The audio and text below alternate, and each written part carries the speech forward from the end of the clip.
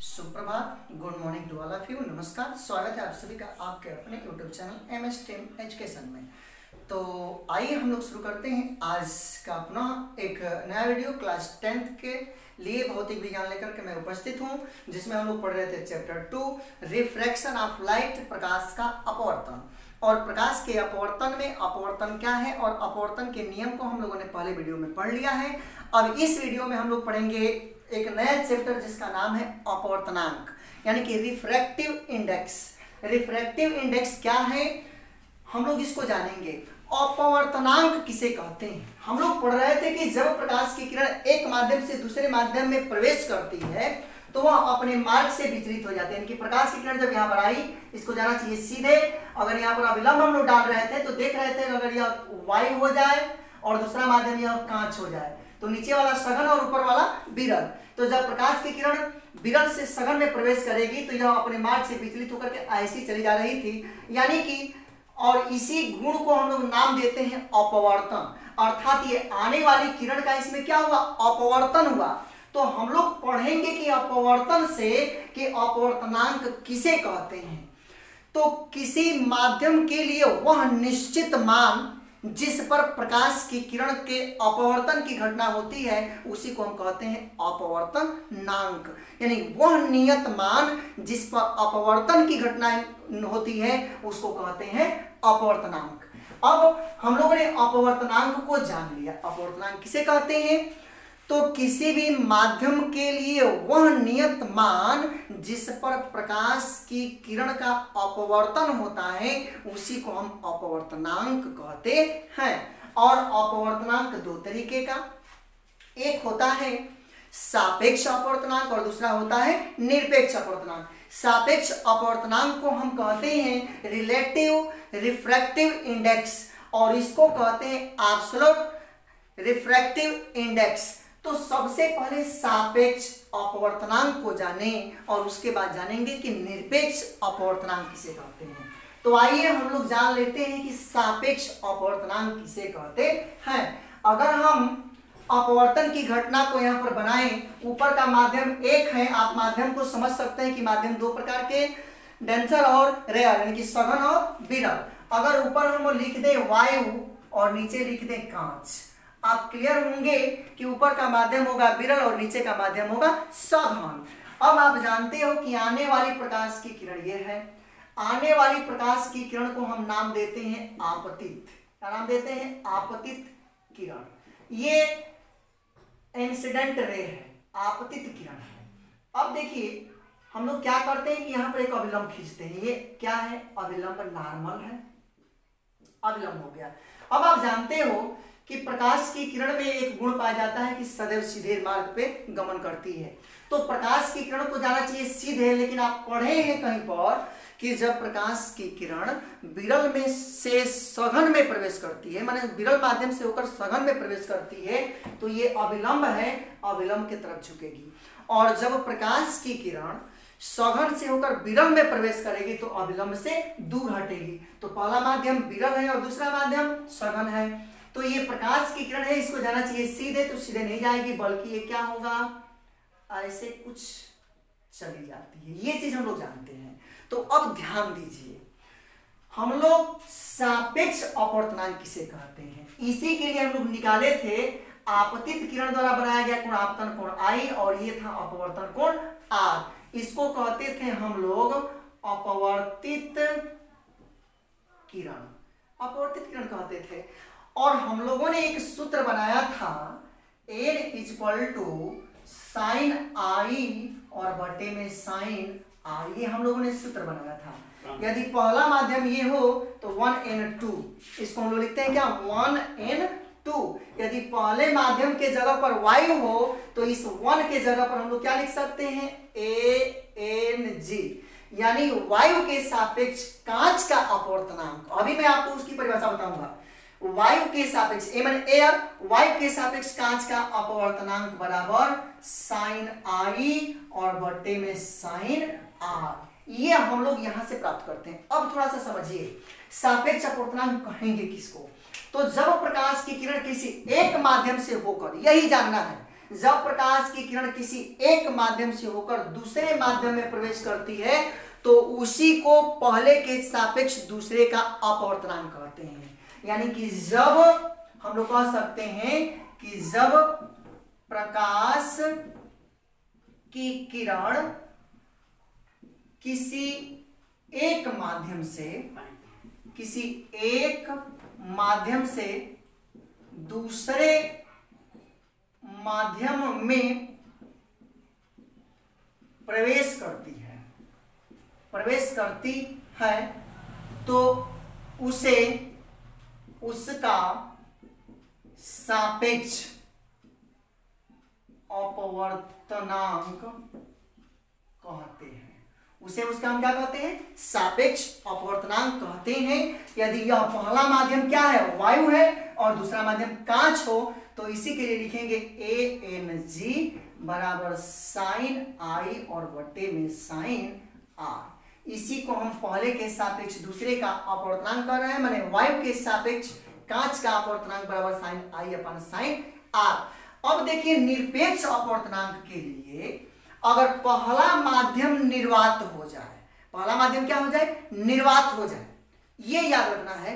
पहला माध्यम निर्वात हो जाए, यदि प्रकाश की किरण निर्वात से होकर के किसी माध्यम में गमन करती है तो उसी को कहते हैं पहले के, यानी कि उसी को कहते हैं निरपेक्ष अपवर्तनांक। यानी कि इसमें निरपेक्ष अपवर्तनांक में कह सकते हैं कि जब प्रकाश की किरण निर्वात से, यानी कि पहला माध्यम कुछ नहीं हो, निर्वात से चलना चाहिए, निर्वात से होकर किसी माध्यम में प्रवेश करे तो उसे उसका क्या बोलते हैं?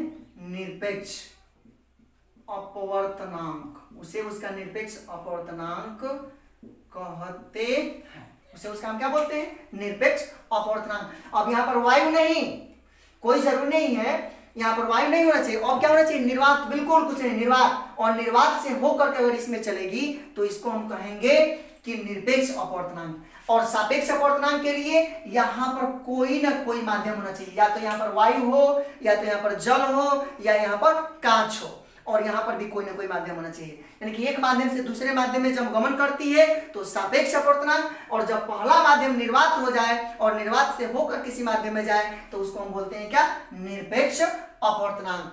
अब देखिए इसी निरपेक्ष अपवर्तनांक के लिए अगर हम 1n2 भी चाहें तो सापेक्ष अपवर्तनांक के लिए एक और सूत्र लिख सकते हैं।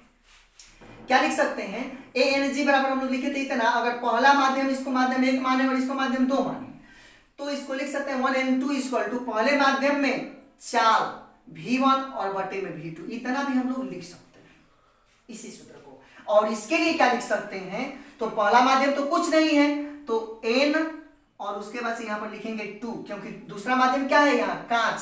निर्वात से जब दूसरे, इसके लिए निकाले हम लोग निरपेक्ष अपवर्तनांक के लिए, तो निरपेक्ष अपवर्तनांक के लिए पहले किससे गुजरेगा? निर्वात से। निर्वात से होकर के कांच में जा रहा है तो दूसरा माध्यम में केवल लिखेंगे n2 बराबर साइन आई और बटे में साइन आर। लेकिन इसको लिखना ये सटीक नहीं होगा, बल्कि इसको हम लोग ऐसे लिख सकते हैं कि n2 बराबर, अब निर्वात में प्रकाश की चाल, निर्वात में प्रकाश की चाल होती है c, और बटे में इस कांच में प्रकाश की चाल बटे में v, या इसी को लिख सकते हैं n2, या n भी लिख सकते हैं, n या 1n2 भी लिख सकते हैं, कोई दिक्कत नहीं है। लेकिन आप जानते रहे कि 1 के जगह पर कौन सा है? निर्वात है, तो इसको लिख सकते हैं इतना। तो ये हो गया निरपेक्ष अपवर्तनांक। तो हम लोगों ने सापेक्ष और निरपेक्ष अपवर्तनांक को समझा कि सापेक्ष अपवर्तनांक किसे कहेंगे और निरपेक्ष अपवर्तनांक किसे कहेंगे। सापेक्ष अपवर्तनांक के लिए एक माध्यम से दूसरे माध्यम में जानी चाहिए, और निरपेक्ष अपवर्तनांक के लिए निर्वात से किसी माध्यम में जाना चाहिए प्रकाश की किरण को। तो इसको कहते हैं सापेक्ष तथा निरपेक्ष अपवर्तनांक। अब हम लोग एक संबंध यहाँ देखेंगे, और यहाँ से बोर्ड एग्जाम का या कॉम्पिटिटिव का या डिफेंस एयरफोर्स नेवी में एक नंबर एक क्वेश्चन जरूर बनेगा। आप ध्यान रखिएगा, मैं उसको बताऊंगा भी तो पहले थोड़ा सा हम लोग इसको नोट कर लें और इसके बाद मैं बताता हूं कि सापेक्ष तथा निरपेक्ष अपवर्तनांक में संबंध क्या होता है। चलिए थोड़ा सा हम लोग आगे देख लेते हैं। इसी में यदि हम मान लें कि माना पहले तथा, ये बड़ा ही महत्वपूर्ण सूत्र है, डायरेक्ट मैं सूत्र लिख दे रहा हूं, माना पहले तथा दूसरे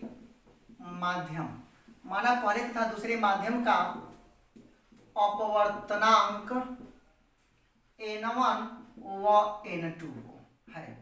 माना पहले तथा दूसरे माध्यम का अपवर्तनांक क्या है, n1 व n2 हो, तो पहले के सापेक्ष दूसरे का अपवर्तनांक 1n2 बराबर हो जाएगा n2 बटे में n1। यानी कि पहले के सापेक्ष दूसरे का अपवर्तनांक निकालेंगे तो दूसरे माध्यम का अपवर्तनांक, इसी को लिखेंगे दूसरे माध्यम का अपवर्तनांक और बटे में पहले माध्यम का अपवर्तनांक। ठीक है, तो ये हम लोगों का सूत्र बना। चलिए एक हम एग्जांपल लेते हैं। ठीक है, एक एग्जांपल लेते हैं और इस पे हम लोग क्वेश्चन भी बना लेते हैं। तो आप इसको नोट करिए। हम लोगों से कहा है क्वेश्चन, एक बहुत अच्छा क्वेश्चन दिया हुआ है, यदि कांच तथा जल के वायु की सापेक्ष अपवर्तनांक क्रमशः 3/2 व 4/3 हो तो कांच का जल के सापेक्ष अपवर्तनांक ज्ञात करिए, क्या होगा। पहले आप क्वेश्चन को समझिए। यदि कांच तथा जल के वायु के सापेक्ष अपवर्तनांक, कांच का और जल का, दोनों का किसके सापेक्ष, वायु के, तो पहले के सापेक्ष दूसरे का अपवर्तनांक लिखते हैं तो 1n2 लिखते हैं।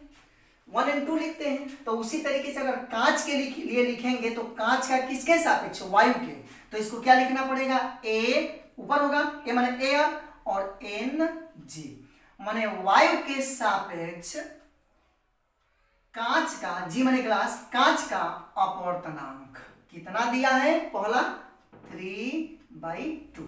बात समझ में आ रही है। यानी कांच का वायु के सापेक्ष अपवर्तनांक क्या होगा, पहले का दूसरे माध्यम के सापेक्ष अपवर्तनांक क्या होगा, जैसे पूछेगा उस तरीके से हम लोग हल करेंगे। ANG अब कह रहा है कि जल का भी वायु के सापेक्ष, तो इसको लिखेंगे ANW बराबर 4/3। अब कह रहा है हो तो कांच का जल के सापेक्ष अपवर्तनांक ज्ञात करो। कांच का किसके सापेक्ष, जल के सापेक्ष अपवर्तनांक निकालना है। तो जब कांच का जल के सापेक्ष अपवर्तनांक निकालेंगे तो कांच का जल के सापेक्ष अपवर्तनांक बराबर हो जाएगा, यानी कांच का जल के सापेक्ष अपवर्तनांक, तो इसको लिखेंगे W जल के सापेक्ष अपवर्तनांक, तो जल ऊपर रहेगा, जल ऊपर N और G बराबर। अब देखिए तो इसको हम लोग लिखेंगे, इसका सूत्र हो जाएगा ANG बटे में ANW। विद्यार्थी समझ रहे होंगे कि ये कहां से आ गया, वही सूत्र है, पहला माध्यम दूसरा माध्यम अपवर्तनांकों के बीच संबंध हम लोग क्या निकाले थे, N2 बटे में N1।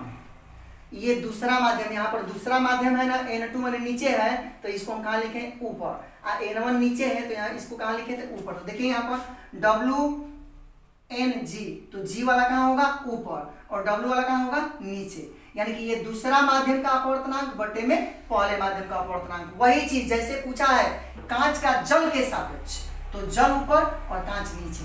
ठीक है, अब इसको हल कर देंगे तो ANG का मान दिया हुआ है कितना, 3/2, और बटे में ANW का मान कितना दिया है, 4/3। हल करेंगे तो ये ऊपर चला जाएगा और ये यहाँ आ जाएगा, यानी कि 3 गुणे 3 बटे 4 गुणे 2, यानी कि 9/8, 9/8। यानी कि जल का कांच का जल के सापेक्ष अपवर्तनांक कितना हो जाएगा, कांच का जल के सापेक्ष अपवर्तनांक WNG बराबर 9 में अगर 8 से भाग दे देंगे तो ये आ जाएगा 1 पॉइंट, या इतना ही रहने दीजिएगा कोई दिक्कत नहीं है, या भाग भी दे सकते हैं, तो या तो आप 9/8 ही रहने दीजिए आंसर, या इसको बहुत कुछ कर सकते हैं। तो सिंपल करेंगे तो इसको डिवाइड कर देंगे और डिवाइड करके जो भी आंसर आ जाएगा, यानी कि ये हो जाएगा 8 एकम में 8, 1.1 और 2 यानी कि 1.2, इतना भी हम लोग लिख सकते हैं। तो हम लोगों ने एक क्वेश्चन भी देखा, तो मुझे उम्मीद है कि आप लोगों को ये पॉइंट समझ में आया होगा। इससे रिलेटेड जो भी चीजें हैं आप इसको पढ़िएगा और बनाइएगा। नेक्स्ट वीडियो में मैं बताऊंगा कि क्रांतिक कोण किसे कहते हैं, पूर्णांतरिक परावर्तन क्या होता है, और भी कुछ महत्वपूर्ण थ्योरियों को लेकर के मैं पुनः इस MS टीम एजुकेशन के माध्यम से उपस्थित रहूंगा। तो आप इस वीडियो के माध्यम से, इस चैनल के माध्यम से बने रहें और वीडियो को अंत तक देखें। लाइक और सब्सक्राइब करना ना भूलें, साथ ही बेल आइकन पे प्रेस करना ना भूलें, ताकि आपको लेटेस्ट नोटिफिकेशन आपको प्राप्त होती रहे, ताकि आप सारी वीडियो आसानी से देख सकें और आप इसका लाभ उठा सकें। तो आप बने रहें MS टीम एजुकेशन के साथ। पुनः मिलेंगे हम लोग अगले वीडियो में, तब तक के लिए धन्यवाद। जय हिंद।